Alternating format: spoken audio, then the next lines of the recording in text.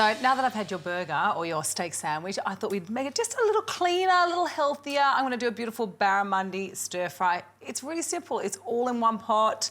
Beautiful protein, great veggie in it. So I'm going to start with the marinade. I'm going to get you onto chopping all my veg. I've got shallots or spring onions, depending on what state Springos, that's what we say here. I've got some capsicum, little diced capsicum. To sweeten it up, I've got some beautiful pineapple, which I love, fresh pineapple, beautiful right now. Some snow peas and some coriander. Nice. The marinade is some tamari soy sauce. I love the tamari, it's gluten-free, I love the flavour. I think it's just got a little bit more of a sort of a full-bodied flavour for me. Bit of honey in there. I've got some rice wine vinegar, nice sharpness to it. And of course, you've got to have your ginger and your garlic. So I think it's just great, a little bit of the ginger and garlic. You know, I think the ginger's a good addition, but if you're not a fan of ginger, which some people aren't, you don't necessarily need to add it. Who could not be a fan of ginger? That's what I'd say.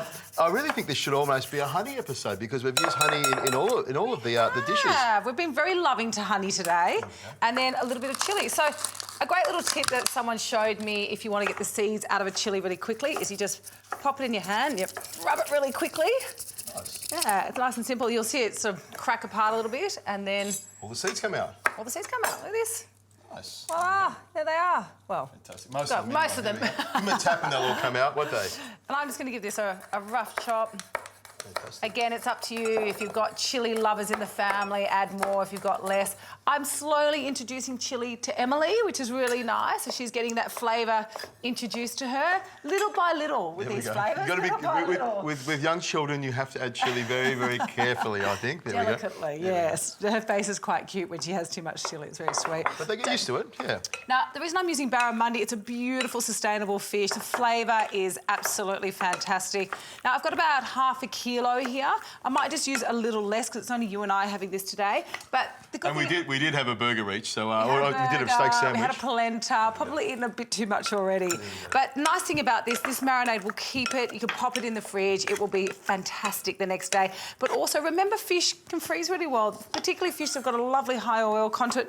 This doesn't have as much oil as something like salmon or trout, but really good flavour and good to freeze. Now, this marinade, you could marinate for a couple of days, couldn't you, before you actually need it? Easily. Yep. The thermos spot has turned a solid red, so I know the pan is ready to cook in. I'm going to pop that straight in it goes, in that there. sizzle. So that's what you want to hear, isn't it? And I like to use my 2 spoons. I think it's just a great way just to toss that all through. And I just want to sort of sear it on the outside just to keep all the flavour. Now, I would toss the pan, but I think this is a much safer, much safer way of stirring things around in hot pans. So, you and I definitely have different techniques. I definitely err on the side of caution. That's safety. That's the way to do it. I would recommend that everyone use the 2-spoon technique rather than tossing because it is potentially dangerous. Yeah, but call it the 2-spoon technique. I'm gonna coin that one. All right, that's looking great. This is so quick. It's fantastic. And then in with the veg. So I've got my capsicum. That's straight in there. It's only about 2 minutes or so for the barramundi to cook all the way through. Yeah. I like to have it a little pink in the middle. I believe the flavour is nicer that way as well. This is quite a good fish, but again, the more you cook it, like any fish, it will break down. So I want to keep that flavour and I also want to keep the texture. There we go. All right, fantastic. And I've just loosely chopped those. Perfect. That's the baby coriander, and the stems are really, really soft. There we go. I'm going to grab that for you and throw it in. How good does this look? It looks great. Yeah, I love it. Full of flavour. This is just the way I love to eat, and this is a meal that you can really cook any day of the week. But it looks fantastic. It looks like a fantastic stir really fry. Good. Look, this is going to take about 3 to 4 minutes. I'm just going to keep gently tossing, and then we can plate this. Smells fantastic. Careful, Adrian. This is going to be hot. I've got my fork already. I love that. I love that you're keen to eat this. I love it. With the barramundi, it cooks so fast, you know, a couple of minutes, 3 or 4 minutes, depending on the size Beautiful. of it. It's perfect. And look, the key is you don't want to keep tossing it too much because you don't want the barramundi to break down. Smells good. I want a bit of the pineapple as well. So that's fantastic. The fish is cooked beautifully. It's not too, it's not overcooked. It's just cooked so it's nice and moist still.